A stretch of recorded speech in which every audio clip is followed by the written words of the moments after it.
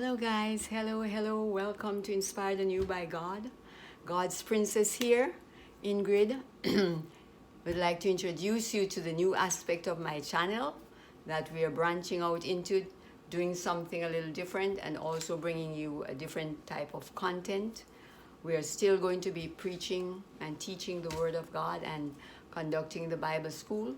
However, I felt impressed that in this day that we're an age we are living in, with people suffering from the effects of inflation and all of that, there are some common sense things that we can do to help protect us from loss, from scams, from being cheated, being left holding the bag, etc. And I felt impressed that these are some things that I can share with you, and from my experiences and others' experiences that I know, to help us all be safe, to be healthy, to be happy, to be thrifty, and to be wise. So we are calling this all things holy, all things healthy, all things thrifty is what you will find on this aspect of the channel. So come along with me and let us together discover what we can do to keep ourselves safe, healthy, and wise. As you know, it is still part of this aspect of my YouTube channel is still part of God's Princess Inspired Anew by God. And since we are going to deal with things that have to do with how we are treated in the world and how we treat others, we have to turn to the book of books that gives us the blueprint for what we do in this life. And if we want, when we meet before the Lord, to hear, "Well done, good and faithful servant," then it is going to be important for us to know how to treat each other, especially in business, in the marketplace, in our daily interactions with others. Let us look at Proverbs 10 verse 4. Proverbs, the book of wisdom. "Poor is he who works with a negligent hand, but the hand of the diligent makes rich." Poor is he or she who works with a negligent hand, meaning someone who's trying to get over on somebody else, someone who wants to do a half-hearted job or a ship-shoddy job and still collect full pay for it, or someone who knows that what they have created, what they have done, it's unsafe, it was not done properly, and it could cause that person to have an accident in their house, or something could fall on them, or their house could catch on fire. But still, the person pretends that the job was done successfully and completely, collect their money, and go about their business. And these are things that God says He hates, that we are not to do to each other. And since we have people in the world whose hearts are hardened, and they don't care about others, they have no conscience, their conscience is seared, the Bible says, as with a hot iron, they could walk in your home and know that they have done a ship-shoddy job, or a half-hearted job, or an incomplete job, and still collect your money, smile at you, and walk out and knowing that this will not last, it was not done properly. So we have to now find the strategies to protect ourselves from such individuals.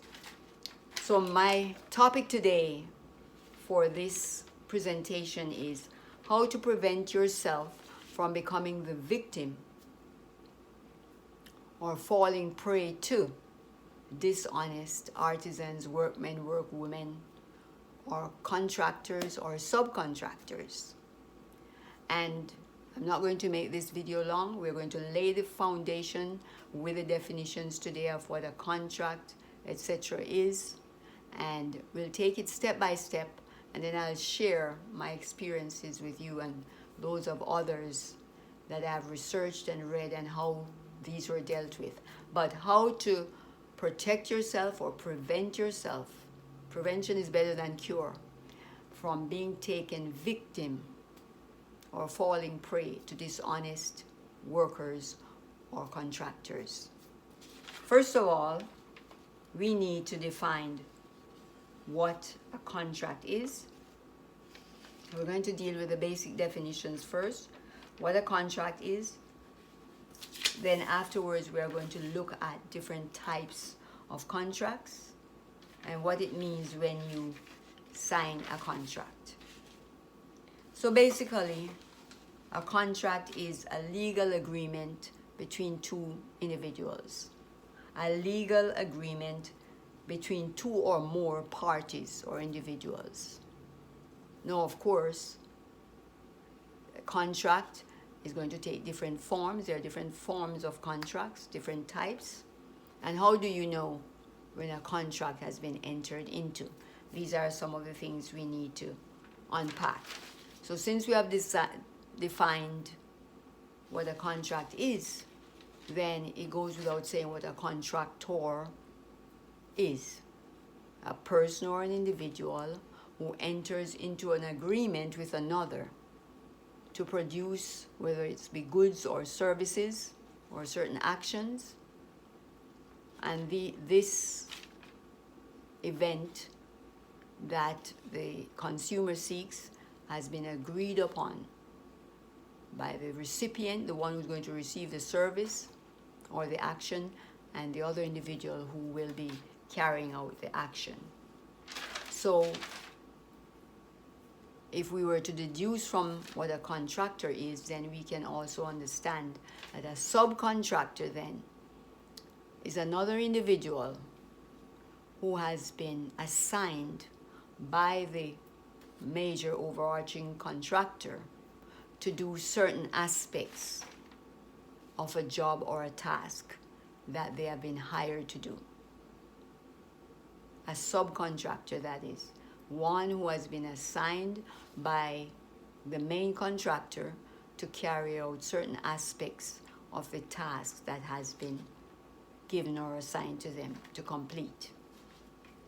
Okay? So, when is a contract made?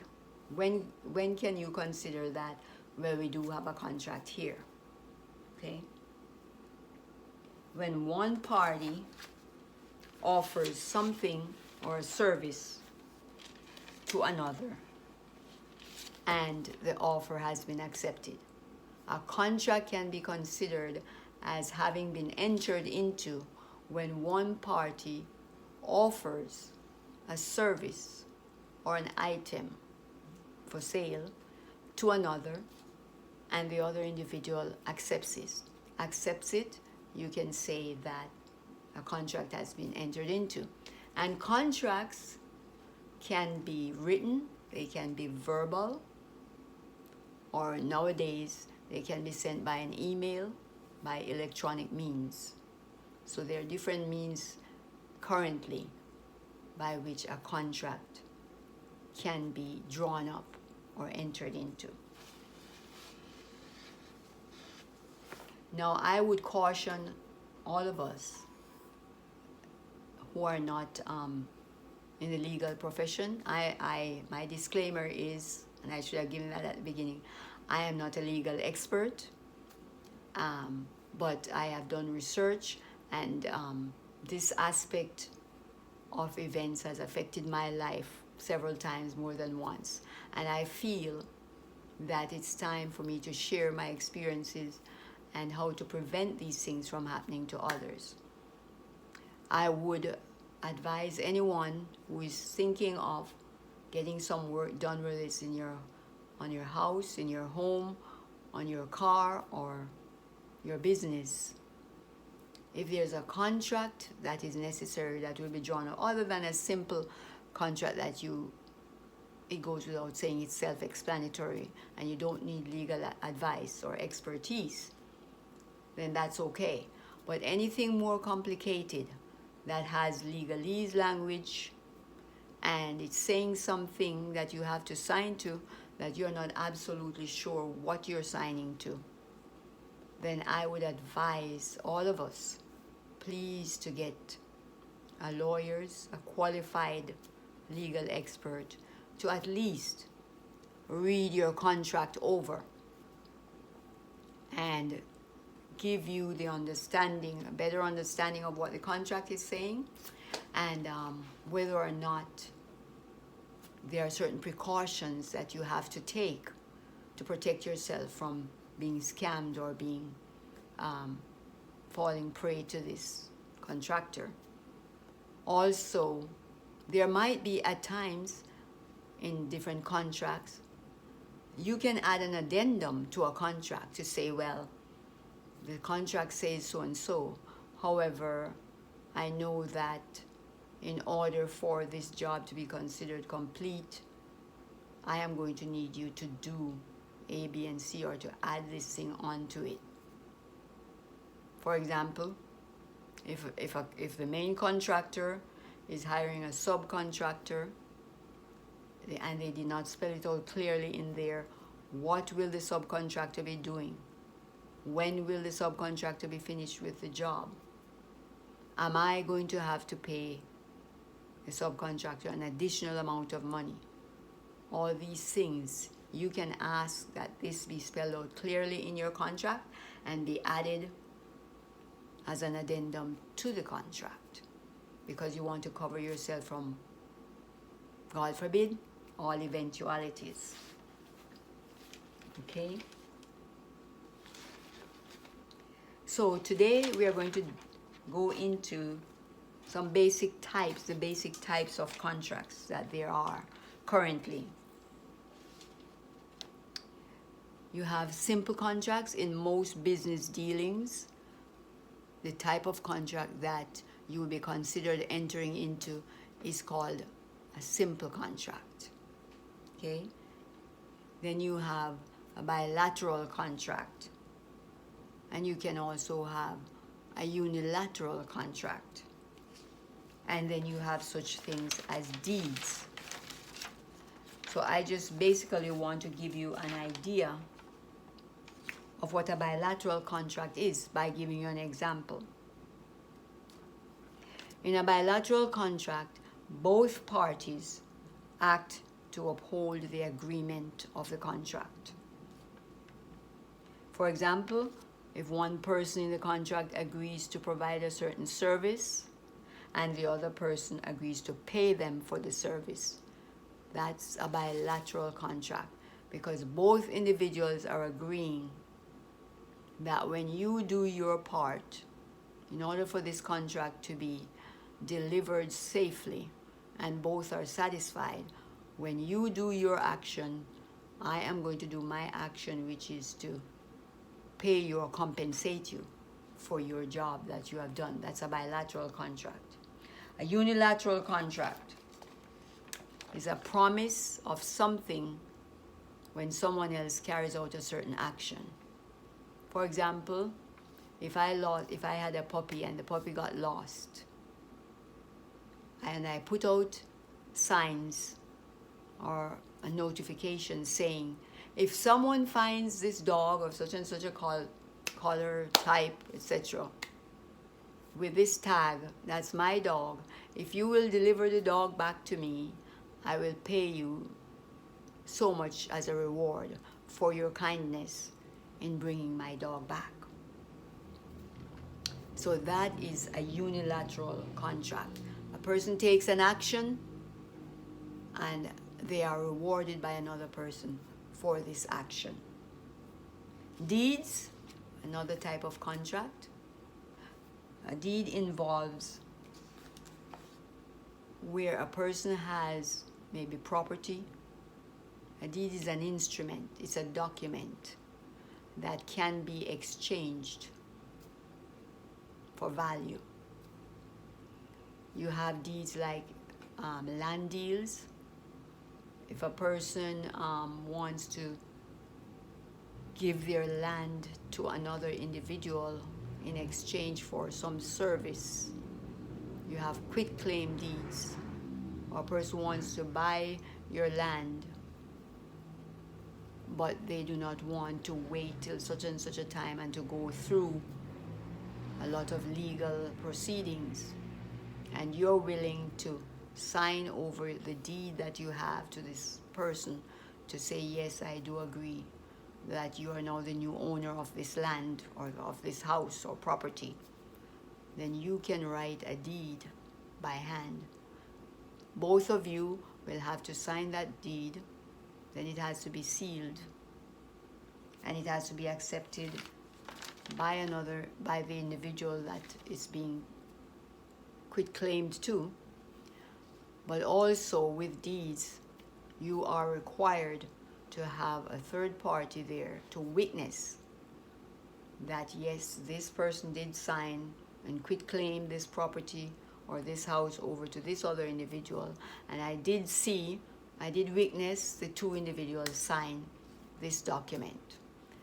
Those steps are legally required in order for a deed contract to be binding.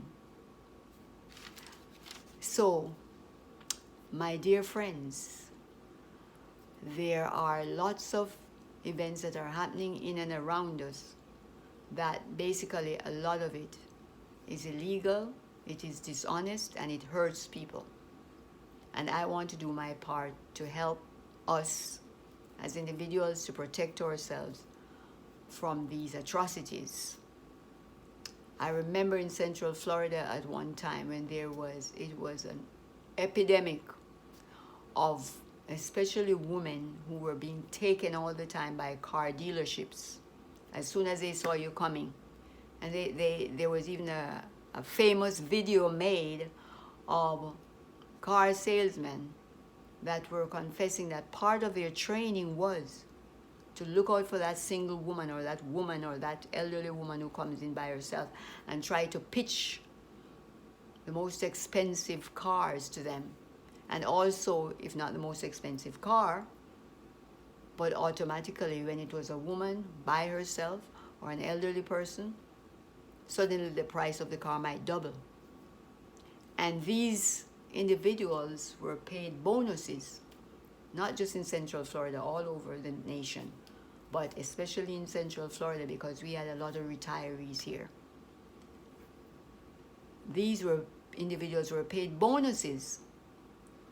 The higher the profit that they made by ripping off unsuspecting and trusting consumers, the greater the bonus, the bigger the bonus that they got. Can you imagine this fraudulent, dishonest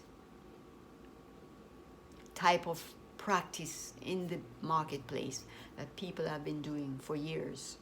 And then the epidemic of this was so alarming and so traumatic to people's lives that it finally came into the hearing of one of our famous television stations here, Channel 9, I remember. They developed an action committee and an action reporter who would follow up on these complaints and would go to the business places of these individuals who were constantly preying on the innocent and the defenseless, and would show the faces of whether the manager or the salesman or whoever that was responsible for these atrocities. And after a while, some of that, it subsided to a great extent because of the action of Channel 9. Yay, Channel 9. And I think they're still doing some of that. They may have launched out into other aspects of fraudulent actions, but I know it started especially with car dealerships. So we want to be vigilant, we want to watch out for each other, and with inflation affecting us as it is, some of us hardly have enough money to pay our rent and buy food. We cannot afford to be taken captive or to be preyed upon by dishonest individuals. So in the next episode, I am going to break down for you the principles, the basic principles of what should be in your contract. Then we'll talk about some of the important questions we need to be asking and verifying before we enter into a contract. I hope that you enjoyed this brief presentation today of how to prevent yourself from being taken captive or falling prey to dishonest contractors or subcontractors or any other kind of business entity. And also remember, we want you to live a holy life. We want you to live a healthy life. And we want you to live a thrifty life. And how about making wise decisions that will not cause you to fall prey or become the victim of fraudulent and dishonest workmen and business entities that we have to deal with in our communities. May God bless you. Remember, this is a part of the arm of God's Princess, inspired anew by God, stepping out by faith into other aspects of YouTubing and trying to help the community in things that affect us all. Remember, gather around the throne of God with your children, with your family. Discuss some of these things, how they can protect themselves in the marketplace as well, and be safe. Until we meet again, God bless you and keep you and cause His face to shine upon you and give you great peace. Thank you for listening. Come again.